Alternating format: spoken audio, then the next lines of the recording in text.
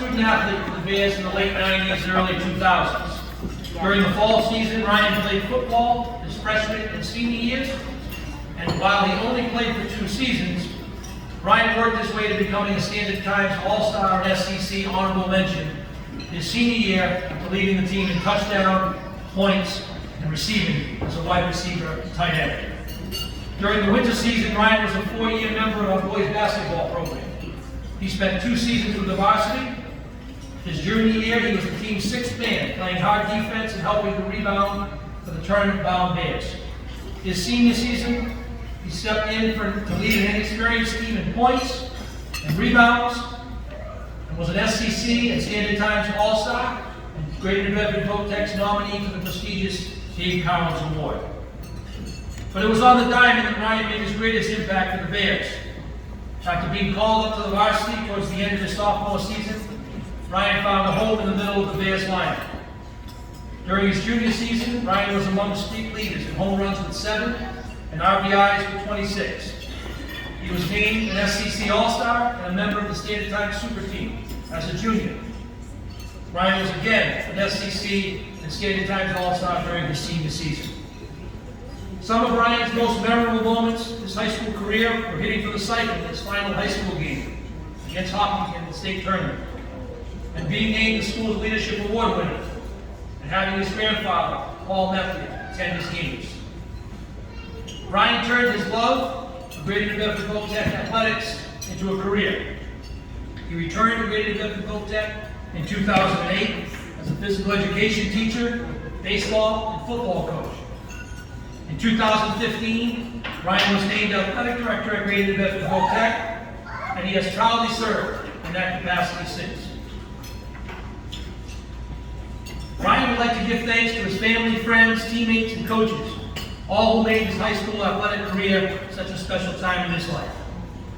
He currently lives in Acushnet with his wife Beth and his 2 children, Bryce and Brynn. Ladies and gentlemen, Ryan Methia.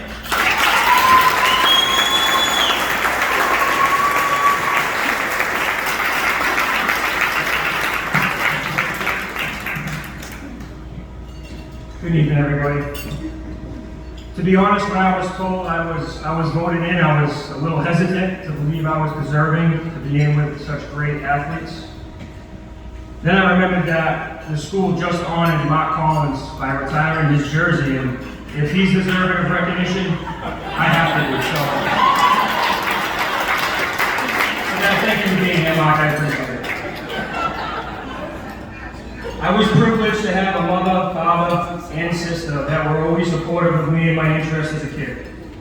While we were not the best of friends in my high school days, my sister Karen was always looking out for the best of me, and I'm glad we're so close now. Thank you for being here, Karen. I put a lot of pressure on myself as an athlete when it came to athletics, so having 2 parents that were just there to support me was exactly what I needed, and they were at every game. Matter of fact, if you've attended a Voc game in the last 6 years since I've been AD, you've probably seen my parents volunteering their time in our concession stand. Thank you for everything you have and continue to do for me. While I've had many, my first influential coach was back in my days at Wayland City, and his name's John Rose. Not only is John a great baseball coach, he's a great man, and John and my father have developed a friendship that's lasted to this day. Thank you for being here, John. Me and Coach Eric Bass will talk a lot about how most of our current athletes don't know much about our Hall of Fame.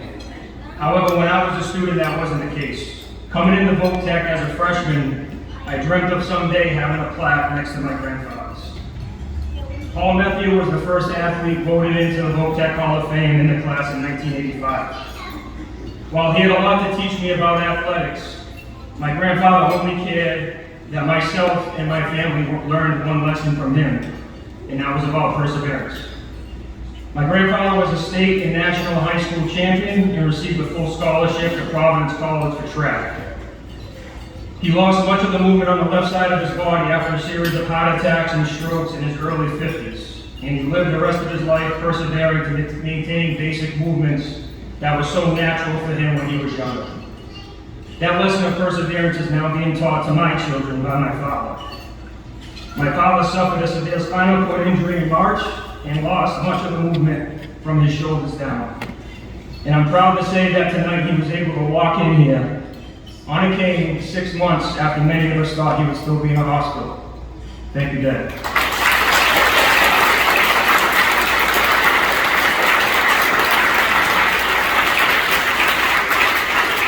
I also want to take time to thank all of the coaches that I played for at New Bedford Voc-Tech for their time and effort they put into me as an athlete.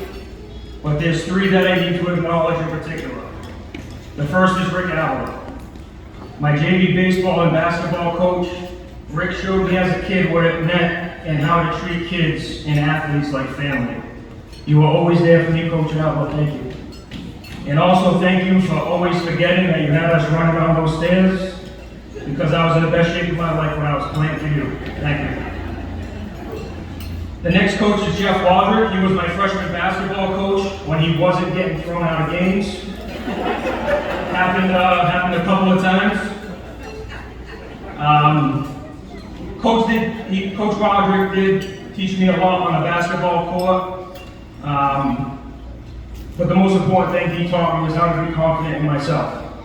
I was a tall, skinny, awkward freshman, but I felt like a stud when I was with Coach Roderick.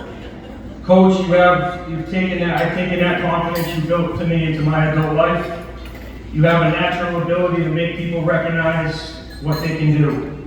I was lucky to have been coached by you. Thank you. Finally, Coach Quintel. Coach Quintel and I spent a lot of mornings in the batting cages together. But more importantly, Coach Quintel gave me a blueprint to a good life. I had no idea what I was going to do after high school, and it was conversations with Coach Quintel that opened my eyes to education and coaching. And that's when I found out that's what I was meant to do. It was an incredible honor to take your desk after you retired in 2008. Even though Bobby Dumas was there, I had to go. Good and bad. So thank you, Coach. Speaking of Coach Quintel, I know he was a lot happier to see my wife tonight than he was at our baseball games back in high school. I met Beth just as my senior year of baseball was starting, and she was a coach's nightmare. Senior captain, all of a sudden has a beautiful girl cheering for him at the baseball games. Never a good thing, right, Coach? All right, let's get the booze out of the way now. She is a Fairhaven graduate. But Voc-Tech was what got us together. My best friend, teammate, and Beth's cousin, Ryan Cowen, introduced us, and we've been together ever since. Beth, thank you for the support you gave me back then, and the support you can continue to give me now. You might have heard her earlier, my beautiful daughter, Brynn, is here tonight. And if I can ever get her off the waiting list for the preschool program, watch out. Finally, my son, Bryce. Many people here know Bryce's struggles that he's had to face through his life. And I can honestly say that without the lessons and values I learned from my parents and that were reinforced in me through my coaches at Voc, it's what made me strong enough to be the father that Bryce needed. And I'm forever grateful for that. Bryce, you've taught me more than anybody in this room, and I love you.